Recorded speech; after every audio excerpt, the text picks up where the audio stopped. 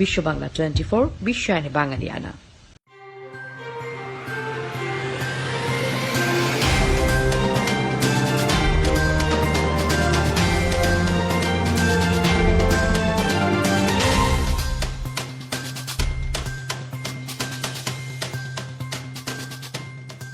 Coronavirus মহামারী মোকাবিলায় রাশিয়ার রাজধানী মস্কোর বহির্ভাগে 220 নম্বর ও 62 নম্বর ক্লিনিকে প্রথম দফার রুশ ভ্যাকসিন স্পুটনিক ভির প্রথম চালান গ্রহণ করেছে। মস্কোর ডেপুটি মেয়র আনাস্তাসিয়া রাকোভা জানিয়েছেন, এই ক্লিনিকগুলো প্রায় 40,000 মানুষের দেহে 180 দিনের ক্লিনিক্যাল ট্রায়াল পরিচালনার জন্য প্রস্তুত রয়েছে। বিস্তারিত দেখুন ডেস্ক রিপোর্টে। করোনা ভাইরাসের নিরাপদ টিকা উদ্ভাবনে বিশ্বজুড়ে তীব্র প্রতিযোগিতার মধ্যে 11 আগস্ট বিশ্বের প্রথম ভ্যাকসিন হিসেবে স্পুটনিক ভি অনুমোদনের ঘোষণা দেয় রাশিয়া। রুশ প্রেসিডেন্ট ভ্লাদিমির পুতিন জানান, এই ভ্যাকসিন ইতিমধ্যে তার মেয়ের শরীরে প্রয়োগ করা হয়েছে।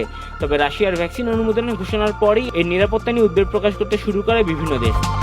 তবে আন্তর্জাতিক মেডিকেল সাময়িকী ল্যান্ডসেটের প্রতিবেদনে বলা হয়েছে, ভ্যাকসিনটি নিয়ে 42 দিন করে 2টি ট্রায়াল চালানো হয়েছে। প্রত্যেকবারই অংশ নিয়েছেন 38 জন সুস্থ প্রাপ্তবয়স্ক স্বেচ্ছাসেবী। পরীক্ষায় তাদের মধ্যে কোনো পার্শ্ব প্রতিক্রিয়া দেখা যায়নি, বরং তাদের শরীরে অ্যান্টিবডি তৈরি হওয়ার ব্যাপারে নিশ্চিত হয়ে গেছে। এরই মধ্যে মস্কোর ডেপুটি মেয়র আনাস্তাসিয়া রাকোভা বলেন, ভ্যাকসিনগুলো সুনির্দিষ্ট অনুকূল পরিবেশে বিশেষ ফ্রিজারে রাখা হয়েছে। শুক্রবার থেকে মস্কোর বাসিন্দারা এই পরীক্ষায় অংশগ্রহণে আবেদন করে প্রথমে ভ্যাকসিন নিতে পারবেন।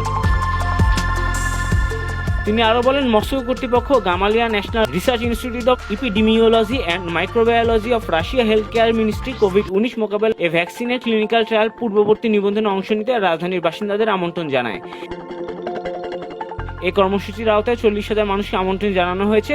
বিনামূল্যে এই টিকা দেওয়া হচ্ছে। এই কর্মসূচিতে নারীদের অংশগ্রহণের জন্য প্রেগন্যান্সি পরীক্ষার ফলাফল অবশ্যই নেগেটিভ হতে হবে এবং যেসব পুরুষ এতে অংশ নিতে যাচ্ছেন তারা পরবর্তী 3 মাস সন্তান জন্ম দেওয়ার চেষ্টা করতে পারবেন না।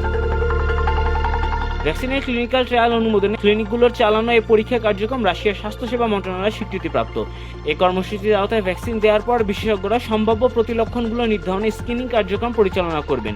এই পরীক্ষা অংশগ্রহণকারীদের 6 মাস ধরে নিয়মিত মেডিকেল পর্যবেক্ষণে রাখা হবে। ডেস্ক রিপোর্ট, বিশ্ব বাংলা 24।